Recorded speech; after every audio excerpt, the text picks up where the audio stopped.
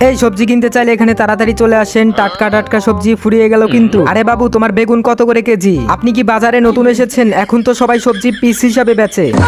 আরে এটা তুমি কি বলছো? তাহলে এই বেগুন কয় টাকা পিস? বেগুন 10 টাকা পিস। ধুন্দুল এটা 15 টাকা, আর বড়টা এটা 20 টাকা। দুইটা কয় টাকা দেবো? 35 টাকা। আচ্ছা এই নাও, 35 টাকায় দিচ্ছি। আমাকে একটা কথা বলো তো, এই সবজি বিক্রির টাকা দিয়ে তুমি কি করো? আরে আমি 3টা বাড়ি বানিয়েছি এই সবজি বিক্রি করে। আরে তাই নাকি? আজ থেকে আমিও তাহলে সবজি বিক্রি করব। যাই, লোকটাকে ভালোই বোকা বানালাম।